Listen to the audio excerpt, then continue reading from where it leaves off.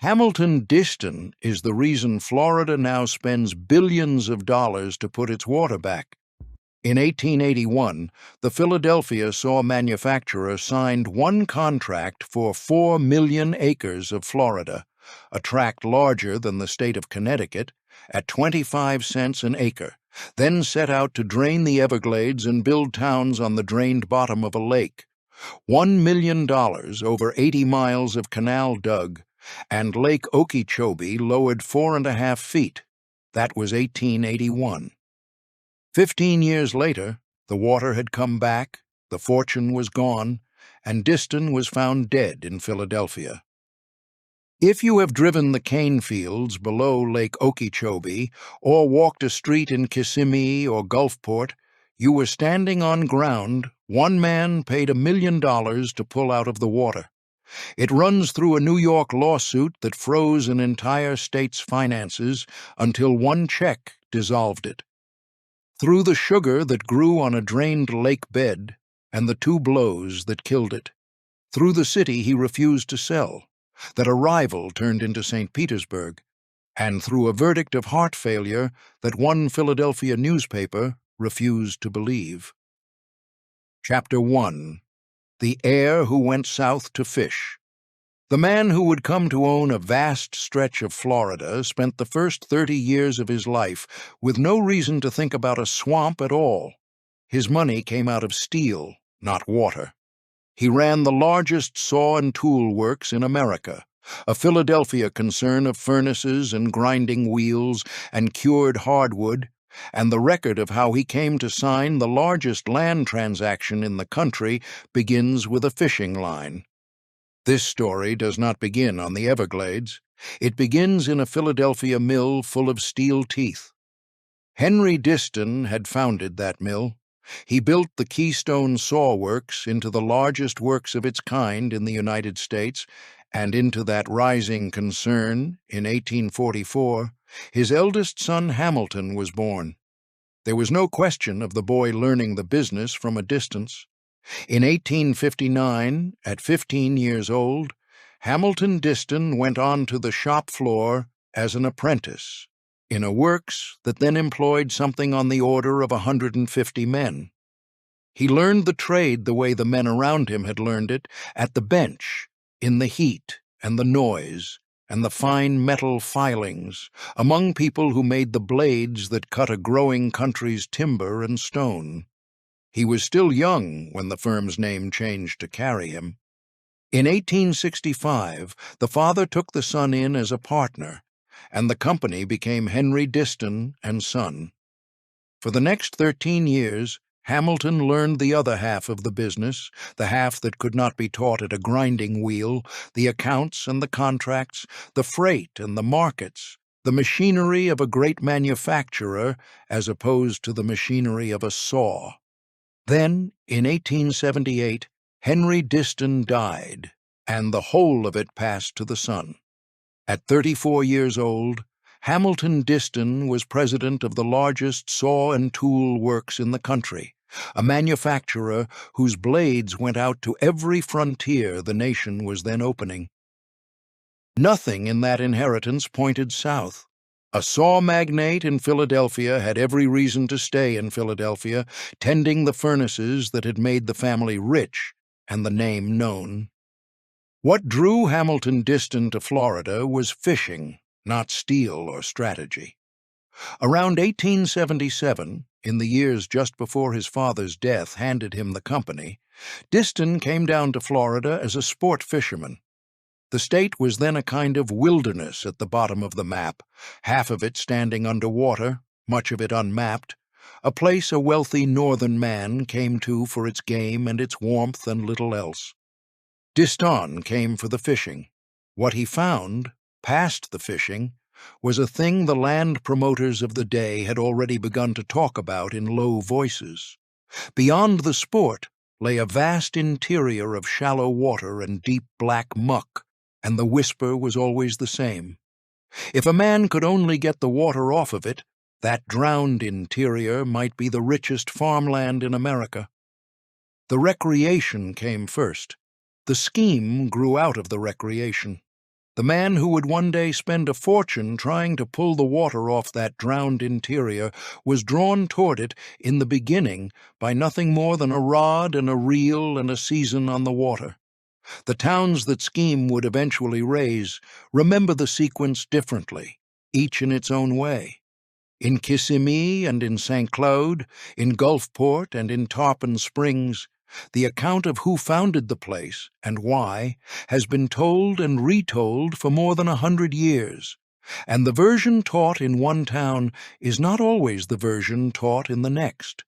Some residents learned it from a bronze plaque. Some learned it from a grandfather. Some learned it from a local history written long after every man named in it was dead. The founder each town remembers is not always the northern fisherman who first came down to cast a line. At the time, none of it looked like the beginning of anything. A rich man took a fishing trip. The decision to come down again, to look past the tarpon at the ground beneath the water, seemed a small thing in the moment, the idle interest of a wealthy man who could afford idle interests. It was not a small thing. That fishing trip was not a diversion from the saw works. It was the first move in the largest land transaction the country had ever seen, and the opening of an undertaking that would, in the end, swallow the fortune the saw works had built. But before Hamilton Disston could buy a single acre of the drowned ground he had begun to covet, he was going to discover that the ground was not for sale. Not to him, not to anyone. The state of Florida held tens of millions of acres of it and could not, by law, sell a single foot. Chapter 2. The Lawsuit That Froze a State. The thing that stood between Hamilton Disston and the drowned ground he had begun to want was a piece of paper filed in a courtroom far to the north, drawn up on behalf of a man who had never drained an acre in his life and never meant to. Before Disston could buy a single foot of Florida, the law had first to be satisfied that Florida was permitted to sell it, and for the better part of a decade, the law had answered that question plainly. It was not. To understand the lock, it is necessary to understand what the state of Florida actually owned. After the war, Florida was one of the poorest states in the Union in cash and one of the richest in raw land. The federal government had handed it tens of millions of acres of swamp and overflowed ground, the wet interior that no one had yet found a use for, and the state had placed nearly all of that land under a single body called the Internal Improvement Fund. The fund was a land bank in everything but name. Its trustees, the governor and a handful of state officers among them, held the power to sell that land, to grant it, to pledge it against the debts of the men who promised to develop the state. The land was collateral, the one great asset a broke state could offer the railroad men and the speculators it needed to build itself up. And Florida had spent that collateral freely. To lay track across a wilderness that had almost no track at all, the state had guaranteed the bonds of its railroad companies, backing borrowed money with the acreage of the fund. When the railroads faltered and the interest went unpaid, the men who held those bonds were left holding paper that promised them land they could not reach, and money the state did not have. One of those men was Francis Vose. A metals manufacturer out of New York, Vose had supplied iron to the Florida railroads and taken his payment, as many suppliers of the day did, in the bonds of the state and its lines. When the payments stopped, the state came to its creditors with an offer. It could not pay them in full. It proposed instead to settle for 20 cents on the dollar, a fifth of what it owed, and to call the matter closed. Most of a broken debt is better than none of it, and a lesser man might have taken the 20 cents and walked away. Vose refused. He would not accept a fifth of what he was owed, and rather than surrender the other 4/5, he did the one thing the state had not planned for. He went to court. The suit Vose brought against the trustees of the Internal Improvement Fund was not on its face a grand affair. It was one creditor asking a court to make a debtor honor its word. But the ruling that came out of it reached across the whole of the state. The court sided with Vose, and it issued an injunction, an order with the force of law, that barred the fund from selling or granting away its land at a discount, or conveying it off cheaply to anyone, until Vose and the creditors standing with him had been paid in full. The effect of that single order is difficult to overstate. Florida held title to a great swath of its own interior, and, from the moment the injunction took hold, could not sell a foot of it. The one thing the state possessed in abundance, the one asset it could turn into railroads and roads and revenue, was frozen in place. The trustees could not move the land to raise the cash, and they could not raise the cash any other way, because they had almost none. The debt owed to Vose and the others ran altogether to something near $1 million, and there was no $1 million in the treasury to pay it. The only thing on the state's books large enough to settle the debt was the very land the debt had locked. A state that owned an empire of ground could not spend an acre of it, because it could not first pay the man who had padlocked the door, because it could not pay him without spending the ground. Every road out of the trap ran back into the injunction that had made it.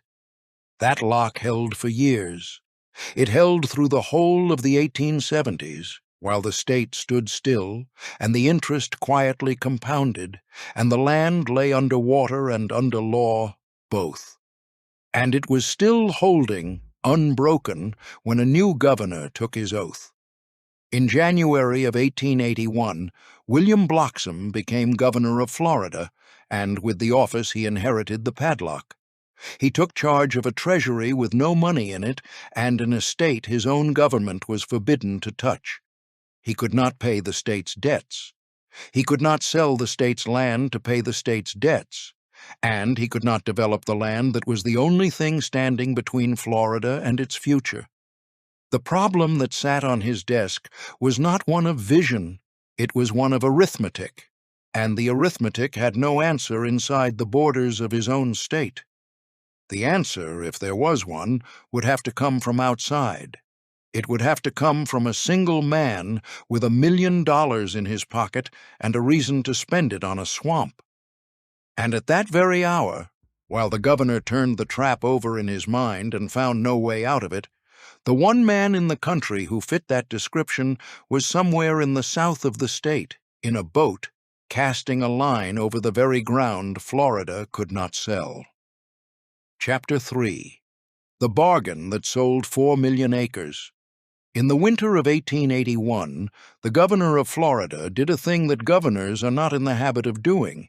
He left his own state, boarded a train north, and went to the city of Philadelphia to ask a maker of handsaws to buy a great share of the ground he governed. William Bloxam had turned the arithmetic of the padlock over until there was nothing left to turn, and it had brought him to a single conclusion. The money that could free Florida was not in Florida. It was in the pocket of a man who had come south to fish. The two men had, in fact, already struck one bargain. Before the governor ever went north, Hamilton Disston had put his name to a contract of a very different shape. In January of 1881, through a concern styled the Atlantic and Gulf Coast Canal and Okeechobee Land Company, Disston had agreed to drain the wet interior of the state at his own expense, and in return the state had promised him half of everything he managed to reclaim, half of the drowned land around Lake Okeechobee, half of the overflowed ground along the Kissimmee, the Caloosahatchee, and the reaches of the rivers that fed them. On paper, the drainage contract was staggering. Carried to its limit, it could have handed a single private citizen something on the order of 12 million acres, a grant larger than several states of the Union laid end to end. And on paper, it was worth almost nothing. The drainage contract was drawn against the very land the Vose injunction had frozen, and a court order does not care how grand a promise reads. The state could not convey to Disston the reclaimed acres it owed him, for the same reason it could not convey an acre to anyone. The padlock hung on the whole estate without exception. Disston held a contract for half a swamp and no lawful way for the state to deliver a foot of it. The first deal was a door with no key, and both men knew it. What Bloxam carried to Philadelphia was the key, disguised as a second offer. The problem, reduced to its bones, was money. The state owed its creditors something near $1 million, and until that debt was paid in full, the injunction would not lift, and no land could move. So the governor proposed to turn the whole tangle inside out. Rather than have Disston drain land to earn acres the state could not yet give him, let Disston simply buy the land outright and pay for it in cash, and let that cash retire the debt that held the lock. One purchase would settle everything at once. It would put $1 million in the treasury, satisfy Francis Vose and the creditors standing with him to the last penny, and by satisfying them, dissolve the injunction that had frozen the state for the better part of a decade. Disston agreed. The terms were as plain as a bill of sale. He would take 4 million acres of the state's land, and he would pay for them at 25 cents an acre, and the whole came to $1 million. The contract was dated the 1st of June, 1881, and signed a fortnight later, on the 14th. With a single stroke of a pen, a saw manufacturer from Pennsylvania had bought the whole of it, and the state had used his money to buy back its own freedom to sell. The scale of the thing is worth holding still to see. 4 million acres, a tract larger than the whole of Connecticut, passing to one man in one transaction. 25 cents for every acre of it, a price a farmer of the day might have paid for a single good meal, laid instead across ground that ran past the horizon. $1 million in exchange for the lot.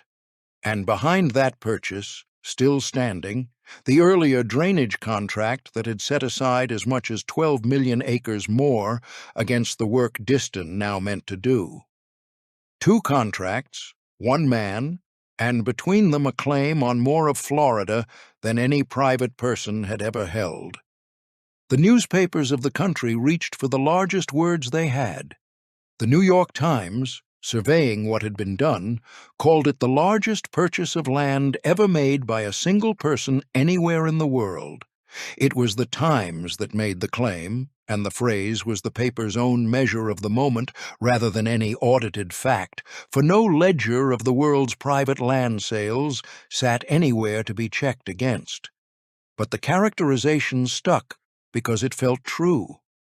Whether or not some forgotten baron across an ocean had once bought more, the figures out of Florida were large enough that the superlative needed no defense. 4 million acres had changed hands for the price of a comfortable house. For Bloxam, the bargain was salvation. The check cleared the debt cleared the injunction, and the injunction cleared away.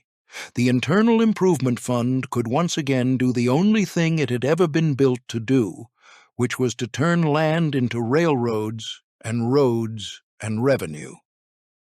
The padlock that had held since the 1870s fell open in a single season. The state that could not sell a foot of itself was suddenly solvent, and it had a Philadelphia sportsman to thank for it. For Disston, the bargain was something else. He had not bought a working empire. He had bought an enormous tract, still, for the most part, under water. The 4 million acres now legally his were the same drowned interior that no one had found a use for in 300 years, the wet prairie and the flooded muck and the great shallow lake at the center of it. $1 million had bought Hamilton Disston his 4 million acres, and nearly all of it lay beneath standing water that would have to be moved before a single acre could be sold or planted or walked across without a boat. The deed was signed. Moving the water was another matter. Chapter 4. The Machines That Lowered a Lake. A signed deed is a quiet thing. It moves no earth and lifts no water. It only records that a man may now do to a piece of ground whatever the ground will let him do. For the 4 million acres Hamilton Disston had bought, the ground would let him do very little. It was still an enormous tract lying under standing water, and no clause of any contract could make it dry. What the paper could not do, a machine would have to. In September of 1881, 3 months after the purchase was dated, that machine arrived and began to move dirt. It was a steam dredge, a floating engine that dug the very channel it traveled in. A boiler at its center drove a great iron bucket at the bow. The bucket bit down into the muck, and the bottom swung and dropped its load onto the bank, and the spoil rose into a low levee along the water's edge, while the dredge hauled itself forward on cables into the hole it had just opened. It advanced no faster than it could dig, a few yards on a soft day, and fewer when the bottom fought back. A slow, iron animal chewing a straight line across a country that had never held one. The men who worked it lived aboard or in camps strung along the cut, in a heat and a haze of insects that the company's reports never troubled to mention, and mile by mile they carried the channel forward. The plan those men were digging was simple to state and hard to accomplish. The water that drowned the interior of Florida did not sit still, and it did not sit alone. It gathered in the great shallow lake at the center of the peninsula, Lake Okeechobee, and in the long chain of smaller lakes and marshes of the Kissimmee Valley that fed water down into it, and it had nowhere low enough to run. To take the water off the land, Disston's engineers meant to give it somewhere to go. They would cut canals to string the scattered lakes into one continuous drainage line, and then open that line to the sea, so that the water lying on the muck could be coaxed downhill and out of the country altogether. The dredges worked north and south through the winter of 1881 and on into the following year. In the upper Kissimmee Valley, they dug channels between the separate lakes, threading them together like beads on a cut cord, so that water held in one could fall into the next and the next after that. To the southwest they went after the Caloosahatchee, the single river that offered Lake Okeechobee a natural path toward the Gulf of Mexico. They deepened it and straightened it and drove a canal from its head straight into the body of the lake. The proof of the work came in August of 1883. In that month, the cut from the Caloosahatchee reached Lake Okeechobee, and two waters that had never been joined met and became one. For the first time, a boat could make the passage.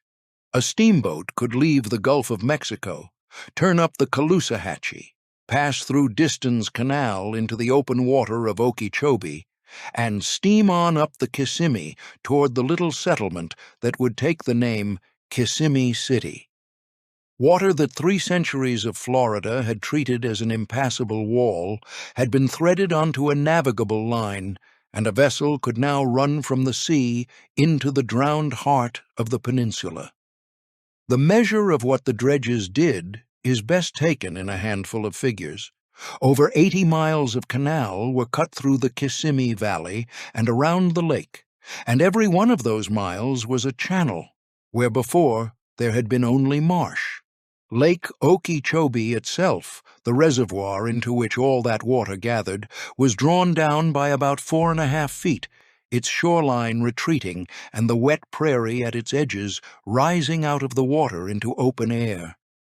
By 1893, the company had conveyed nearly 1.25 million acres out of the original 4 million, ground the surveys now marked as reclaimed and offered up for sale.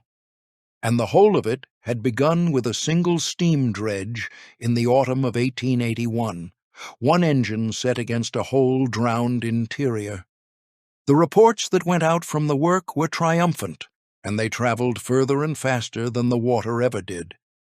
An account from 1883 announced that the valley was drying exactly as planned, the lake falling, the land coming up.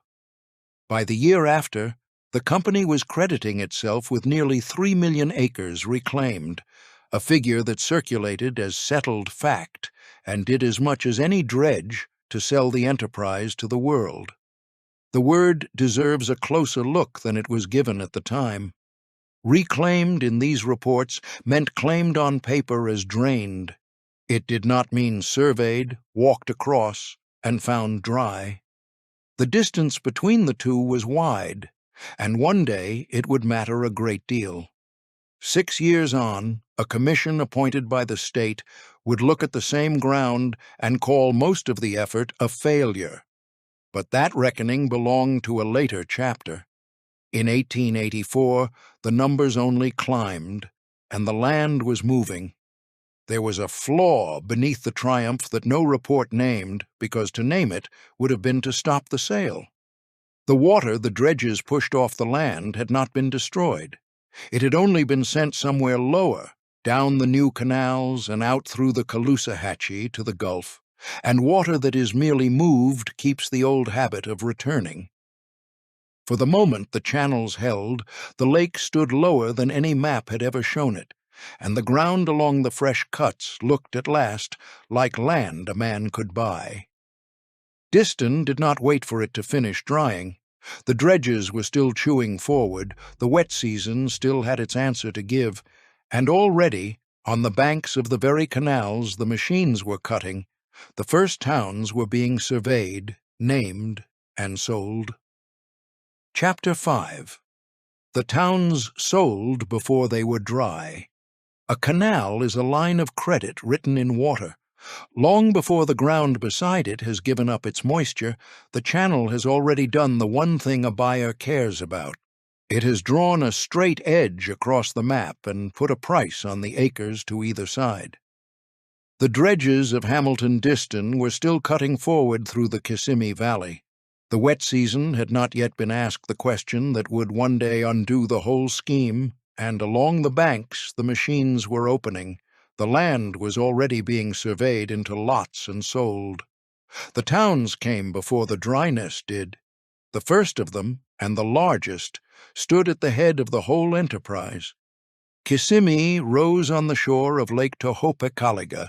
At the upper end of the chain of lakes, the dredges were threading together, and it became the headquarters of the drainage work and the capital of the reclaimed country. It was the place the steamboats made for when they came up out of Lake Okeechobee and turned into the river above it. It was the town where the surveys were kept and the lots were priced and the deeds were signed. Around its docks gathered the ordinary traffic of a working frontier, the lumber and the mail and the cattle and the men looking for cheap land, and for a few short years it was the busy front door of the whole enterprise. South and east of it, on ground the canals had lately touched, other settlements were laid out on the same promise. St. Cloud took shape on the reclaimed prairie below the lakes, a company town on ground that only a few seasons before had lain under standing water. Smaller colonies were planted at Southport, at Narcoosee, and at Runnymede, little clusters of houses and cleared fields set down on the fresh muck, where before there had been only marsh and grass. To these places came buyers of a particular kind. They were settlers and immigrants drawn south by the company's circulars and by acreage cheaper than any they could find at home, families who purchased a strip of land along a canal bank on the strength of a map that showed the water already gone. They cleared and planted and waited to see whether the map had told them the truth. Farthest from the drowned interior, out on the salt water of the Gulf Coast, Disston named a town for himself. Disston City opened in 1984 on Boca Ciega Bay, on the low peninsula below Tampa, a speculative city meant to pull northern buyers toward the sea air and the winter warmth. It carried his name and his hope for a coastal metropolis to match the inland empire. It never grew into the city its Platt imagined, but neither did it vanish. The place is on the map still, under a later name. It is today the city of Gulfport. North along that same coast rose the town that showed most plainly where the money behind all of this had come from. Tarpon Springs was built largely by the Lake Butler Villa Company, an arm of the Disston interests, which laid out a resort on the bayous near the Gulf and raised the frame of a winter colony. A pier ran out over the water, and 2 hotels stood ready to receive the visitors who would step off it and stay the season.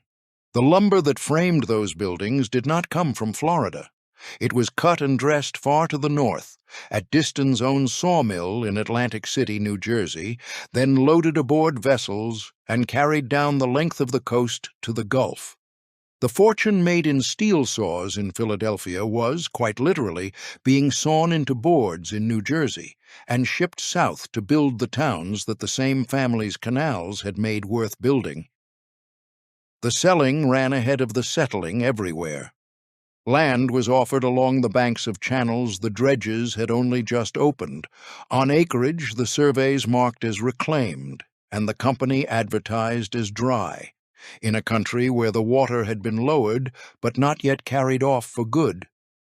Lots changed hands in Kissimmee and in St. Cloud, and along the colony roads, while the machines were still chewing forward a few miles off, and the maps that guided the buyers showed a finished landscape that the ground had not yet become.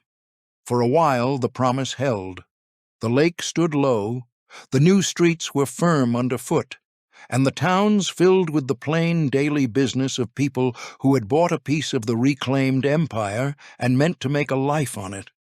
Children were born in Kissimmee. Congregations met in raised frame churches at Narcoosee and Runnymede. Cattle grazed the drained prairie at St. Cloud, where a boat had lately passed. The vanished world of those first settlers was a small and hopeful one, and for a season it looked exactly like the thing the circulars had described. And at one of those towns, the promise was about to be put to the most literal test that any promise about land can be given. On the black reclaimed muck at St. Cloud, on ground that a handful of years earlier had lain beneath the shallow water of the interior, the company meant to raise a crop.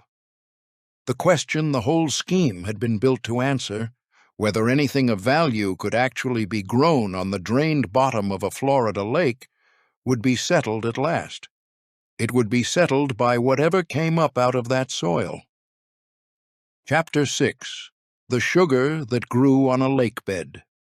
The muck at St. Cloud was black and wet even after the water had been drawn off it, and to every man who had doubted the whole scheme, it was the ground on which the argument would finally be settled. It had lain beneath the shallow water of the interior within living memory. Now the dredges had pulled the lake down, and the sun had begun to work at the exposed soil, and the company meant to ask of it the one question the entire enterprise had been built to answer. It planted sugar cane, and on that drained lake bottom, in the seasons that followed, something the skeptics had not predicted came up green and heavy out of the muck, and was carried off the field as real granulated sugar. The experiment began in earnest with a kettle. In 1887, the company set an open kettle on the reclaimed prairie at St. Cloud, the plainest apparatus a sugar maker could own, a single vessel in which cane juice was boiled down by hand until the sugar grained out of it. From the first winter's cane, that crude kettle yielded about 5,000 pounds of sugar to the acre. It was not a trial plot's curiosity, nursed along to make a good report. It was a working return, taken off ground that a handful of years before had been the bottom of a lake, and it told the company plainly that the muck it had been advertising as farmland could in fact be farmed. What began in a kettle grew within a few seasons into an industry. By 1892, the St. Cloud plantation was turning out roughly 1,200,000 pounds of sugar a year, raised on about 1,000 acres of the reclaimed bottomland. It stood among the first commercially successful sugar grown anywhere in Florida, a crop that came in by the ton and left the plantation by the rail car. The open kettle had long since been outgrown. In its place rose a sugar mill of fired brick, a permanent works set down on the black prairie where a boat had lately passed, and through it the cut cane moved in a volume the first winter's kettle could never have swallowed. Around the mill lay the fields the settlers had cleared, the tall cane standing in rows on soil that a survey had once marked as underwater. At the height of its running, the brick mill was built to grind nearly 372 tons of cane in a single day. 5,000 pounds of sugar to the acre in the first season had become 1,200,000 pounds a year by 1892. 1,000 acres of ground that had lately lain beneath the interior water now stood in cane, and the raw sugar those acres produced did not stay in Florida. It was loaded onto the cars of the St. Cloud and Sugar Belt Railroad, a short line built for the single purpose of serving the plantation, and hauled out of the state to Savannah, where it was refined into the finished white sugar of the market. This was the high water mark of the whole enterprise, the season in which the answer to the great question came back in the affirmative. The saws of Philadelphia had bought an empire of drowned ground. The dredges had lowered a lake and cut better than 80 miles of channel through the interior. The circulars had sold the towns before the ground beneath them was dry. But all of that had been promise and machinery and paper, the moving of water and the drawing of lines, and none of it had yet proven the single thing the scheme existed to prove, that the drowned heart of Florida, once drained, would grow something a man could sell at a profit. At St. Cloud, for a few sweet seasons, it did exactly that. The muck that had spent an age under water was yielding sugar by the trainload, and to the argument that the whole reclamation was folly, there was, for the moment, no reply. And yet the sweetness rested on two supports that no plantation and no dredge had put in place. The sugar paid in part because the government had arranged for it to pay. In 1890, the Congress had begun handing out a bounty of 2 cents on every pound of sugar grown on American soil, a subsidy that lifted a costly Florida crop over the cheaper cane of the tropics and helped the St. Cloud books to balance. And the cane itself lived only at the sufferance of the weather, for sugar cane is a creature of warmth and dies to the root in a hard frost, and the plantation had so far been spared one. A federal bounty and a run of mild winters, both had been quietly assumed. Neither had been promised, and neither of them belonged to Disston or answered to him. For now, none of that showed above the surface. The mill ran, the railroad carried, the raw sugar reached the refineries at Savannah, and the empire on the reclaimed land stood at the very top of its arc. The next thing Hamilton Disston lost, he would not lose to Washington or to the frost. He would give it away himself with a single word to a railroad man who came to him asking for land, and the town he turned down would go on to become the great coastal city that his own named place on the Gulf never did.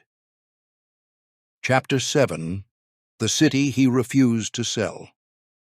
The empire's first true loss was one Hamilton Disston handed away himself, with a single word, and the word was no. The man who came asking was Peter Demens, a Russian émigré with a railroad half built and a shortage of the money to finish it. Demens had taken over a struggling little line in the Florida interior and renamed it the Orange Belt Railway, and he meant to carry it down across the peninsula to saltwater, to a deep-water terminus where the produce of the interior could be loaded onto ships. The natural place to end such a line was the coast Disston had already claimed, the shore of Pinellas, where Disston City stood on Boca Ciega Bay.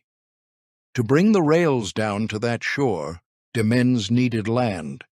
He needed something on the order of 50,000 additional acres out of the Disston holdings, granted or sold on terms a nearly bankrupt railroad could meet, and he went to the sawmaker and asked for it. Disston refused. The extra 50,000 acres were not for sale on any terms a man in Demens's position could pay, and so the deal that would have run the Orange Belt Railway into the heart of the Disston lands died on the sawmaker's no. It was a small refusal, one negotiation among the hundreds an empire that size threw off in a year, and Disston appears to have thought little of it. He had an empire to manage. He could spare one railroad and the town it wanted to reach. Demens could not.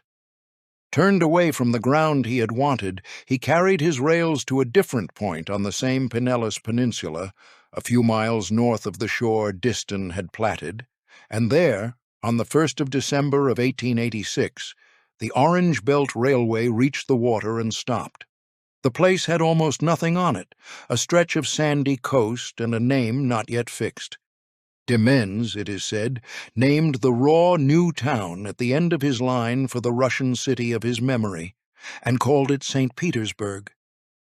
That was the terminus a sawmaker's refusal had created, the accidental end of a line that had been aimed somewhere else, and it grew. The town that Demens founded because Disston would not sell him 50,000 acres became, in the decades that followed, one of the great cities of the Gulf Coast of Florida. The town that carried Disston's own name did not.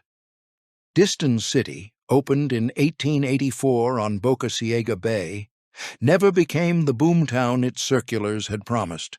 It settled into a modest coastal community, changed hands, and eventually shed the name of its founder altogether, surviving today as the small city of Gulfport. Disston had kept the ground he judged valuable and turned away the ground he judged was not, and the coast rendered the opposite verdict on him. The city rose at the terminus he had rejected, a short ride up the shore from the town that wore his name and stayed small. The same reversal ran through the rest of what he had built along that coast. Among the places his company had laid out was Tarpon Springs, planned as a genteel winter resort of hotels and cottages for northerners fleeing the cold. It was a pleasant enough idea and an unremarkable one.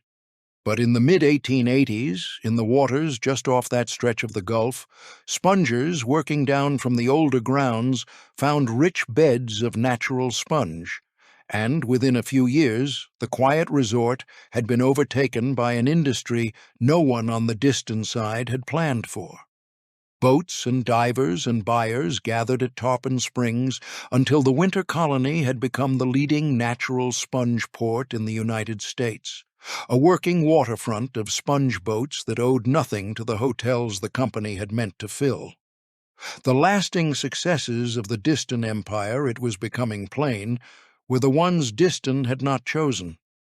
He had set out to sell farmland on drained muck and to raise a resort of cottages by the sea, and what endured longest was a railroad city he had refused to make possible and a sponge fleet he had never imagined. If you have driven into St. Petersburg or stood on the sponge docks at Tarpon Springs, you have stood in the part of Hamilton Disston's empire that outlived him, and it is the part he never meant to build. None of this looked like ruin in the moment it happened.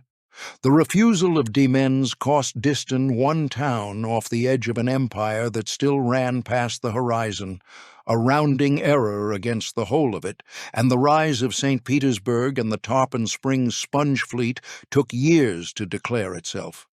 It was, at most, a small error of judgment, a coast misread. But while Disston had been weighing a railroad man's request and letting a city slip away up the shore, the reclaimed ground at the very center of everything had been quietly at work against him. The water the dredges had pushed off the interior had not agreed to stay where they put it. Season by season, in the low, wet months, it was beginning to come back. Chapter 8. The water refused to stay down. The drainage that had opened 4 million acres to sail began, without ceremony, to undo itself. It did not fail in a single season or a single storm. It failed the way the land itself worked, by halves, and the half the surveys had not accounted for was the wet one, Florida's year divides in two. Through the cool, dry months, the canals ran clear, and the lowered lake held its new line, and a man walking the drained interior in winter could stand on ground that had lately been the bottom of a marsh and believe the work was done. That was the season the dredge crews cut their channels, and the season the reports were written. But when the summer rains came down on the interior, as they had come down on it for as long as there had been an interior, the water returned to the low places it had always occupied. The canals that carried it off in April could not carry it off in July. Season by season, in the high water months, the reclaimed ground went back under, and the dredges that had lowered Lake Okeechobee some 4.5 feet could not hold the whole valley against the sky. This was the flaw beneath the figures. By 1884, the company's reports had credited nearly 3 million acres as reclaimed, and the number had traveled north into circulars and prospectuses as though it described dry farmland waiting for a plow. It did not. The 3 million acres were a credit, a claim entered under the terms of the drainage contract and measured on maps and in the language of engineers, not a survey of ground a farmer could walk in any month of the year. Much of what the paper called reclaimed was dry in the season the paper was drawn and wet again when the rains returned. That was the story the surveys told, and it did not match the ground in any month a man cared to check. The soil the water left behind did not behave as the circulars had promised either. The floor of the drained marsh was muck, a deep black organic earth built up over centuries under standing water, and muck out of water is not the same substance as muck beneath it. Robbed of the wet that had made it, the exposed ground began to shrink and to waste, settling lower year by year as the drained soil oxidized away, so that land carefully lowered by the dredges sank further on its own. In the dry spells, the same muck could catch, and a fire in the dried-out peat did not stay on the surface but worked down into the ground itself and smoldered. The reclaimed bottom of a lake was proving to be a difficult thing to own. There was trouble, too, in the paper that conveyed it. The titles to much of the reclaimed land were unclear, tangled in the terms of the original grants and the drainage contract and the question of what exactly had been reclaimed and therefore what exactly had been earned. A buyer looking at a Disston circular could not always be certain the company held clean title to the acre it offered him, and uncertainty of that kind moves through a land market slowly and then all at once. Sales that had run briskly on the promise of drained empire began to drag against the doubt, and the great engine of the whole scheme, the sale of reclaimed land to settlers, started to lose its speed. Then the state itself weighed in. Some 6 years after the reports that had described the valley drying as planned, a state commission took up the question of the reclamation and examined what the dredges had actually accomplished against what the contract had promised. Its finding was blunt. Most of the effort, the commission concluded, had been a failure. The water that was supposed to have been permanently removed had not been permanently removed, and the acreage that had been credited as reclaimed could not be counted as reclaimed in any season a man cared to check. The verdict of the surveys and the verdict of the commission stood side by side, and only one of them matched the ground. If you have followed this story from a fishing line to the season, the water began quietly taking the land back. You are the viewer this channel is built for. Subscribe to Empire of Acres and stay on the ground where the reckoning falls. None of this yet touched the one thing on the drained muck that had unambiguously worked. Down at St. Cloud, the cane still grew on the reclaimed bottom, the open kettles and then the brick mill still turned it into real granulated sugar, and the sugar was still the proof the whole scheme could point to when the land sales faltered and the commission's report circulated. But the sugar rested on two supports that had nothing to do with Florida soil.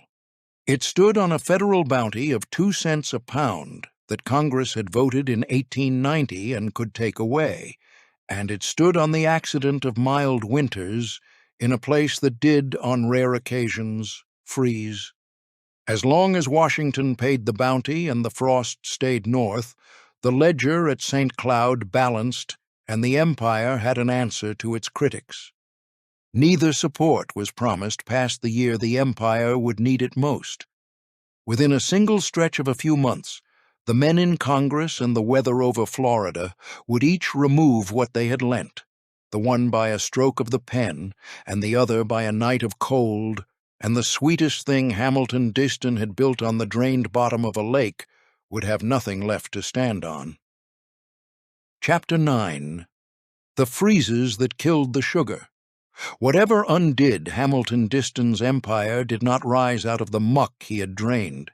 It came from two directions no dredge could work against, from a room in Washington and from the sky over Florida, and it arrived inside a single stretch of months, at the one moment the empire could least afford it.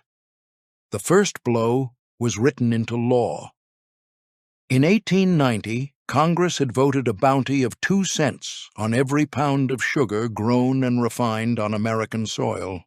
It was meant to build a domestic sugar industry against the cheaper cane of Cuba and the islands, and for the operation at St. Cloud, it was the difference between a ledger that balanced and one that did not. The cane grew well enough on the reclaimed bottom, and the brick mill ground it faithfully into real granulated sugar. But the price that sugar could fetch in a market flooded with foreign cane was thin, and the 2 cents a pound was what turned a thin margin into a working one. As long as the bounty stood, the sugar was the proof the whole scheme could point to.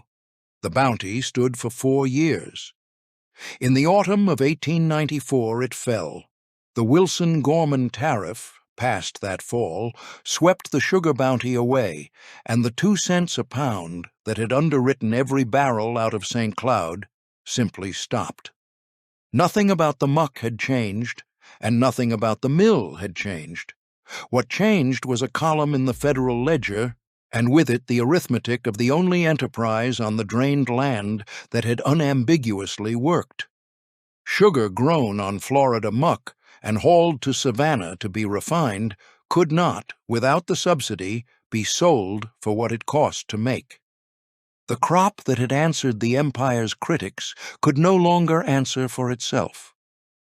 And then, before the men who kept the books at St. Cloud had finished reckoning what the repeal would cost them, the weather took the decision out of their hands. One blow had barely been absorbed when the next came down, and the second did not wait for the first to settle. The winter of 1894 and 1895 brought the freezes that Florida agriculture had always been warned, on rare occasions, to fear. The frost that most winters stayed to the north came down over the peninsula and did not lift, and it came not once, but twice. What the first cold damaged, the second destroyed.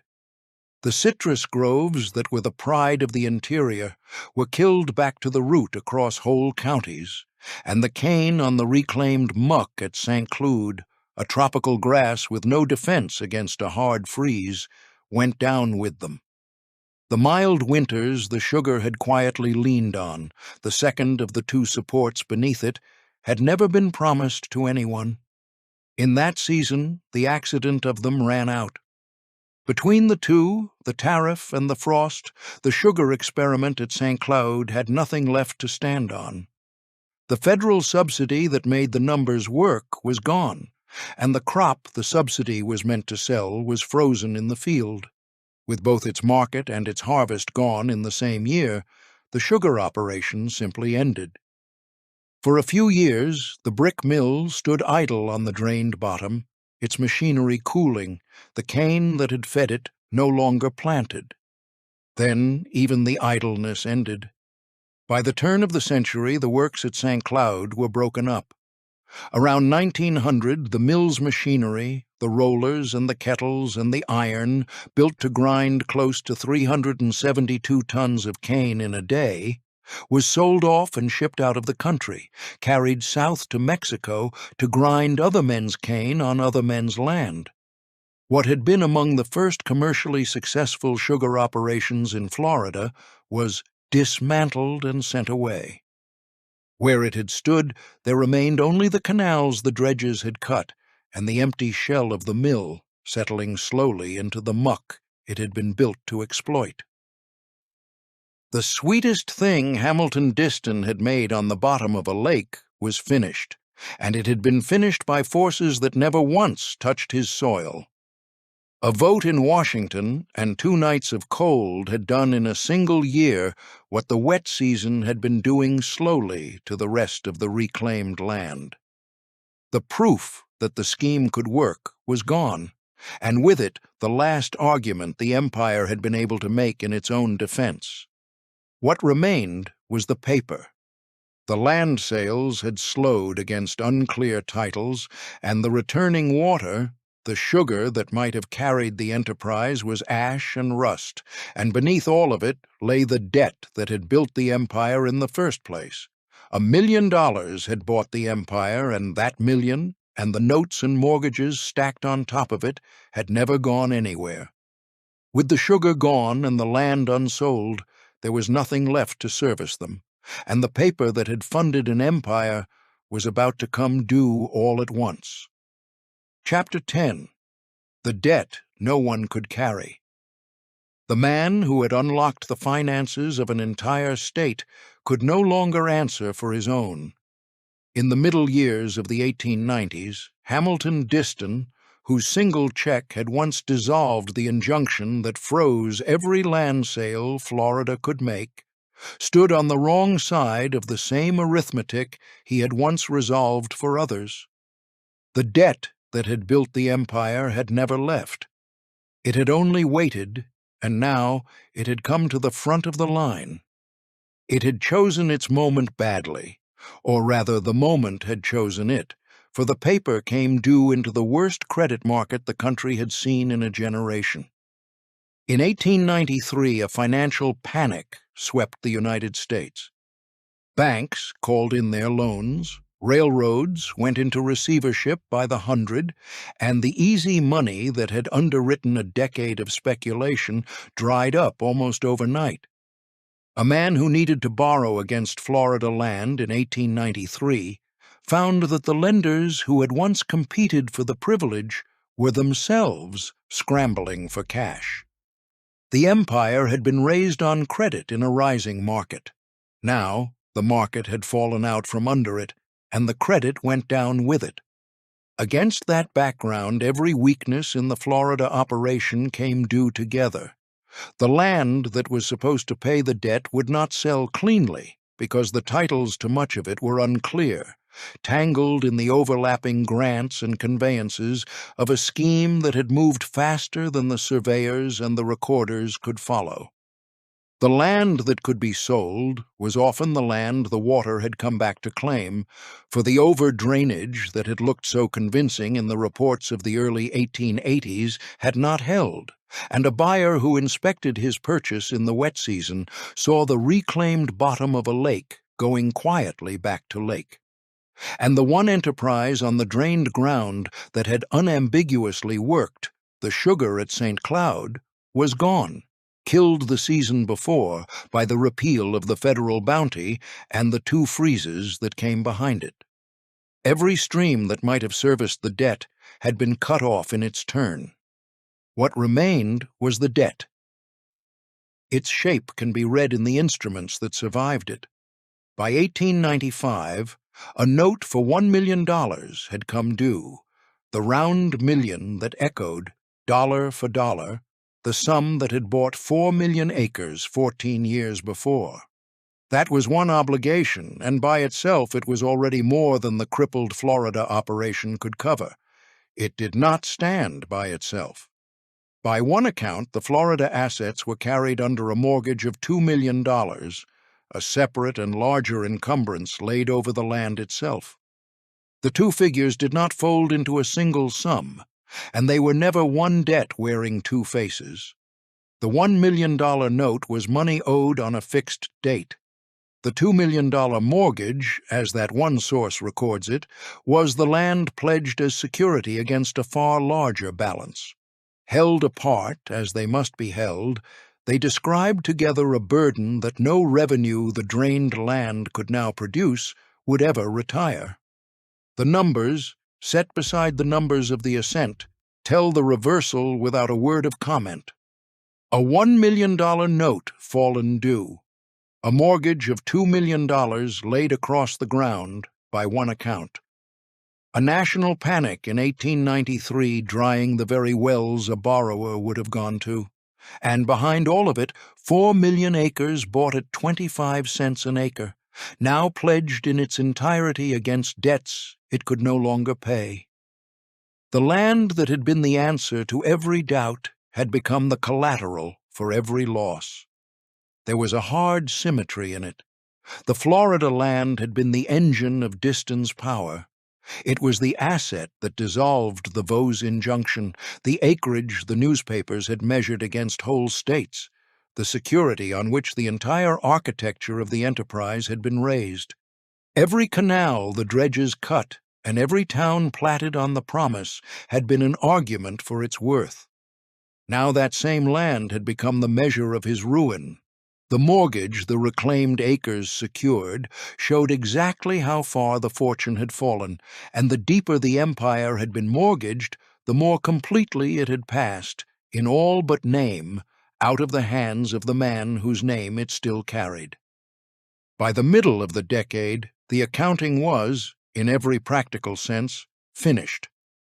The sugar had been dismantled and shipped to Mexico, the land would not sell and would not stay dry, the notes had matured into a market that had no money to lend, and the mortgage sat over all of it like a lid. Hamilton Disston was still, on paper, among the largest individual landowners the country had ever known, and in the same breath, a man whose Florida holdings were pledged for more than they could ever return. The empire had not yet been taken from him. It had, however, stopped being his in any way that mattered, held now less by his right than by the forbearance of the men he owed. What a man carries through the last of such a season, the record does not fully tell. The saw works in Philadelphia that his father had left him still ran, still the largest of its kind in the country, and it went on running whatever the ledgers 700 miles to the south now said. To the world he moved through, Hamilton Disston in the winter and spring of 1896 was a manufacturer of standing and substance, and few outside the small circle who kept the Florida books could have measured how much of the fortune behind the name had already been mortgaged away. By the spring of 1896, the arithmetic had gone as far as arithmetic could take it. The debts were fixed, the assets were pledged, and the revenue that might have bridged the distance between them no longer existed. What came next belonged not to the ledgers, but to a single house in Philadelphia and a single morning when the man who had bought his Florida empire and mortgaged it back again would be found, and the last argument over Hamilton Disston, the one no accounting would ever settle, would begin. Chapter 11. The Verdict. A newspaper refused to believe. The last evening of Hamilton Disston's life gave no sign that it was the last. On that night he dined with the mayor of Philadelphia, and afterward he sat through a play at the theater beside his wife, a man of standing and substance moving through the ordinary pleasures of his class. By the following morning he was dead, at 51, and the cause of it has been argued from that day to this. He was found in his own house in Philadelphia on the morning of the 1st of May in the year 1896, a date the record often sets a day earlier, on the 30th of April, in the small confusion that gathers around a death discovered at first light. 700 miles to the south, the Florida empire he had built was pledged past saving, mortgaged for more than the drained land could ever return. But in the city where he had been born and where the saw works, his father left him still ran as the largest of its kind in the country. Hamilton Disston died a manufacturer of the first rank, and the men who came to certify how he had died addressed themselves to a body, not to a ledger. What they set down is the finding the record establishes. The coroner examined him and gave the death to natural causes, most probably a weakened heart. Nearly every obituary that ran in the days that followed carried the same account, that Disston had died of heart disease in his bed, a sudden failure in a man whose health had not been sound.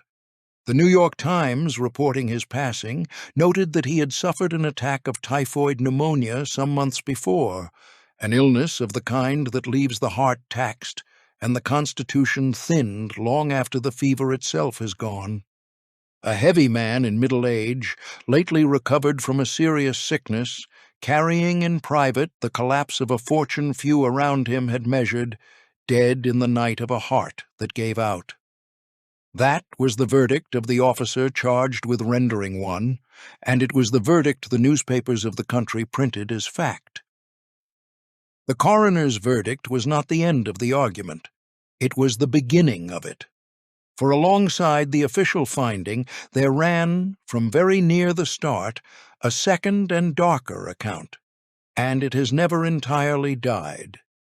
One Philadelphia newspaper, and a distant nephew of the family speaking long after, told the death not as a failure of the heart, but as a thing Disston did to himself, a gunshot delivered while he sat in his bathtub.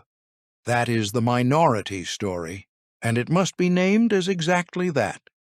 It stood then against the coroner's report and against nearly every obituary, and it stands so still, a single paper and a remote relation set against the officer who examined the body and the near unanimous press that followed him.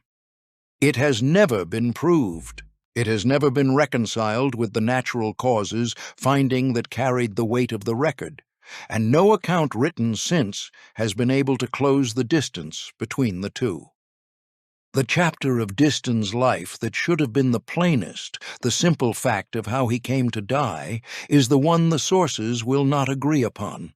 The dispute has never been settled here, and it will not be settled here. What can be said is, why so quiet a rumor found force enough to outlast the man by more than a century? And the reason lay not in the death, but in the papers found afterward. When Hamilton Disston's estate was probated, the fortune that had once bought an empire came to something in the neighborhood of $69,000, a figure the record carries from a single source and one best held as an approximation rather than an audited sum. Against that slender estate stood a life insurance policy of about $1 million, reported at the time as the second largest in the whole of the United States. The contrast is the thing, not the precision of either number. A man who had signed a check for $1 million to unlock the finances of Florida died, leaving an estate that a comfortable merchant might have left, and behind it a policy that would pay out, on his death, very nearly the sum his entire Florida adventure had first cost. Set side by side, the tiny estate and the vast policy made a shape that a rumor could live inside, and one did. It is worth saying plainly what the title of this story means and does not mean. The man did not drown. The drowning was the scheme. The 4 million acres and the 80 miles of canal and the lowered lake, all of it going under the water. It had been dug to hold back, and the fortune going under with it. Whatever took Hamilton Disston in that Philadelphia house on the 1st of May, whether the failing heart the coroner named or the darker thing a single paper alleged and could never prove, the empire itself had already drowned quietly over the 15 years since the signing in the very water he had paid to remove. So the last argument over the man was left open, as it remains. The record gives the weakened heart. A lone newspaper and a distant relative gave something else, unproven and unadjudicated, and the two accounts have never been made to agree. Both are set down here, and neither is chosen, for the sources themselves do not choose. What is not in dispute is what waited beyond the funeral. Hamilton Disston was buried, the obituaries ran their columns and fell silent, and the estate began its slow passage through the courts. And while Philadelphia argued over how its manufacturer had died, the men to whom he had mortgaged his empire were already moving on, the only thing about him that admitted of no dispute at all. The land itself and the empire that had drowned began now to be taken apart in earnest. Chapter 12. The Empire. The creditors took back. The estate was barely settled before the men Disston owed came for the land itself. What waited beyond the funeral was the accounting. Hamilton Disston had died with the Florida Empire mortgaged past saving, and a mortgage does not pause for a burial. The obligations he had carried alone now fell to the family he left in Philadelphia, and the family had never wanted them. The Disstons were sawmakers. The Keystone Works in Tacony, the largest of their kind in the country, was the fortune that had built the houses and paid for the excursions to Florida in the first place. And it was to the saw works, not to a distant tract of swamp, that the family's interest belonged. Florida had been Hamilton's project, entered on his own conviction and financed against his own name, and with him gone, there was no one among them disposed to inherit the conviction along with the debt. His brother William, who took up the tangle, did what a solvent house does for the memory of one of its own. He borrowed $1 million from an associate of the banker J.P. Morgan and turned it against the Florida debts. An act of family credit meant less to rescue the scheme than to keep the Disston name from failing in public over it. It was a holding action, not a revival. William Disston had no intention of putting dredges back in the Kissimmee Valley or of working the muck at St. Cloud. The $1 million bought time and the appearance of order while the estate was wound down, and the wound-down estate had one great asset, and one only, the same asset that had drawn Hamilton south and then closed over him: the land. The land did not hold. For roughly 4 years the Florida mortgage stood while the family settled what could be settled, and then the creditors did the plain arithmetic that Hamilton had spent 15 years trying to outrun. The drained acreage was not returning what had been borrowed against it. Much of what the surveys had entered as reclaimed had gone back under with the wet season, the sugar that briefly worked was finished, and the towns, whatever their promise, were not a revenue that could carry a $2 million obligation. About 4 years after his death, the creditors foreclosed on the Florida mortgage and took the land the way Francis Vose had once threatened to take the whole state by law in settlement of a debt that could not otherwise be met. The purchase the New York papers had once called the largest ever made by a single person in the world passed out of the family's hands in pieces, foreclosed and parceled and let go, the whole of it released as quietly as it had been acquired loudly.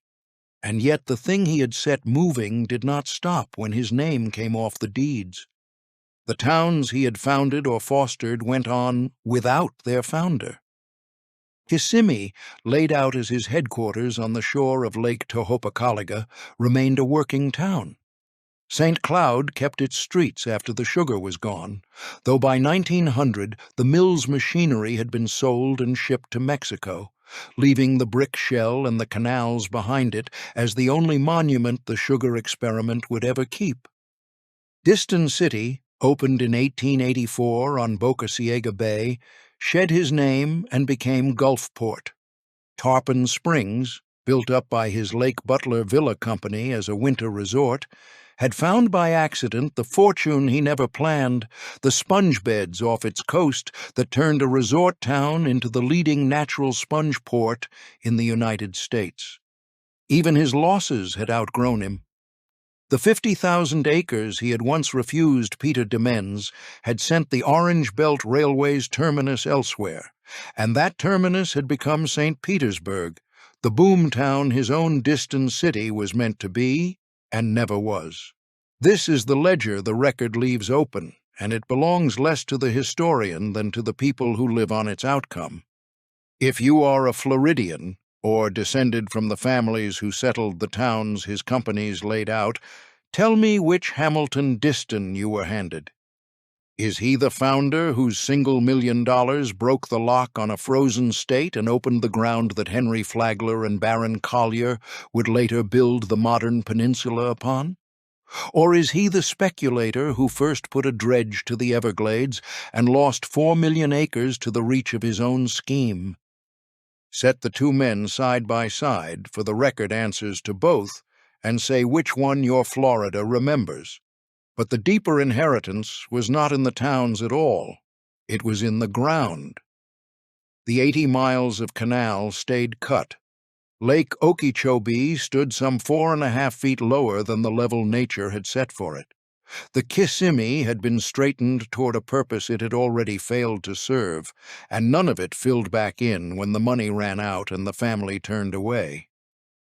Hamilton Disston was gone. The empire was foreclosed, the creditors were paid what the land would pay them, and the water he had spent a fortune to remove was already, season by season, beginning to return. What he had started in the Everglades did not end with him.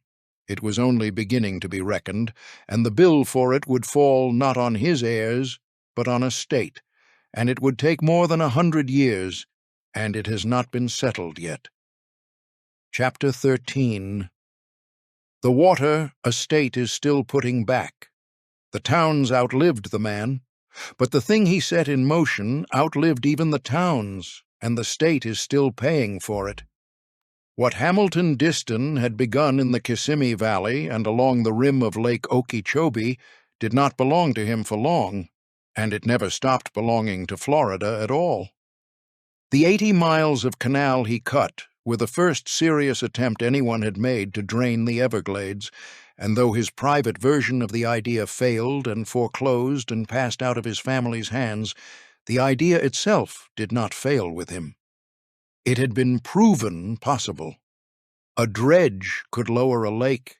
A canal could carry water off ground that had never been dry. And behind the water, for a season at least, there was earth a man could stand on and plant.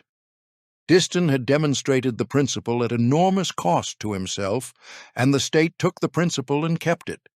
What he had done privately, Florida would soon do publicly, and on a scale that dwarfed him. In the early 1900s, Governor Napoleon Bonaparte Broward made the draining of the Everglades the central promise of his office, and where Disston had worked a single valley with a handful of dredges under one contract, Broward set the machinery of the state itself to the task. The canals multiplied. The straightening of rivers that Disston had started on the Kissimmee grew into a program that pushed south toward the sawgrass and the coast decade after decade, until the great shallow river that had once covered the interior of the peninsula was cut, diked, and pumped down into the farmland and the cities that cover it now. The sawmakers' ruined scheme was where the far larger public effort began. Not all of it went back under, and what stayed dry became the ground modern Florida is built on. The black muck south of Lake Okeechobee, the same lake bottom Disston's dredges had first pulled the water off, hardened into the Everglades agricultural area, among the richest farmland in the country and the heart of the state's sugar country to this day. The interior he had opened, drained and diked and pumped by the state that followed him, became the fields and the towns and the highways that much of Florida now lives on. He had ruined himself on it. The idea outlived him all the same. And yet the thing, taken whole, was a miscalculation the size of a state. The water pushed off the Everglades did not simply vanish. The wetland that had filtered Florida's water and fed its coasts was cut nearly in half, and the consequences came slowly and then would not leave. in dying estuaries and failing wells, and a sawgrass wilderness starved of the water that had made it. And so, 100 years after Disston put the first dredge into the muck, the state began to reverse itself. The multi-billion-dollar comprehensive Everglades restoration plan is, in plain terms, the undoing of the work he began, an effort to put the water back where the canals took it out, to unstraighten the Kissimmee he straightened, and to raise again what was lowered. It is one of the largest environmental repairs ever attempted, and it stands at the far end of a fight more than 140 years long, a fight whose first move was made by a Philadelphia saw manufacturer who believed he was buying farmland.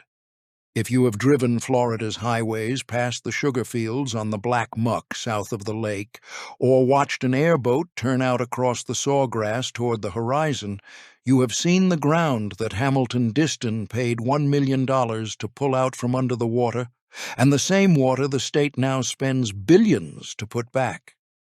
What he left standing were the towns. Kissimmee, which he laid out as his headquarters on the shore of Lake Okeechobee, is a city now. St. Cloud kept its streets long after the sugar mill's machinery was crated and shipped to Mexico. The place he named Disston City shed his name and became Gulfport, a quiet town on Boca Ciega Bay that never knew the boom he had promised it. And Tarpon Springs, the winter resort his company built with lumber from his own mills, still works the sponge beds it found by accident. Its docks run to this day by the diving families who came for the sponges and stayed to build a community that outlasted every scheme that founded the coast around it. Warmth in this story was never owed to the speculation. It was owed to the people who remained after the speculation left and made lives on the ground it abandoned. To those people, the record is not a closed book, but a deed they still hold. To anyone who lives in the towns his companies platted, to the sponge families whose grandfathers dove off Tarpon Springs, to the engineers and the crews working the restoration in the sawgrass right now, this history is not the past. It is the ledger under your feet. This channel exists to keep that ledger, to tell the histories of the American empires that rose enormous and then fell, the men who bought them, and the ground that outlived them all. If those are the histories you want to keep hearing, follow along, because there are a great many more of them, and each one leaves its bill somewhere. The film that opened this story opened on the machines. It opened on the dredges and the pumps and the engineers at work in the Everglades today, moving earth to send the water back into a wilderness that a private fortune once spent everything to drain. That is where the story of Hamilton Disston finally comes to rest. Not on the disputed morning in Philadelphia, not on the foreclosed deed or the lifted bounty or the killing frosts, but on a machine still running in a swamp, undoing the work of a machine that ran in the same water 140 years before it. The sawmaker set out to buy 4 million acres of estate and turn its water into land. The state has spent a century and more, and will spend a great deal more still, turning the land he made back into water. The empire is gone. The bill is not.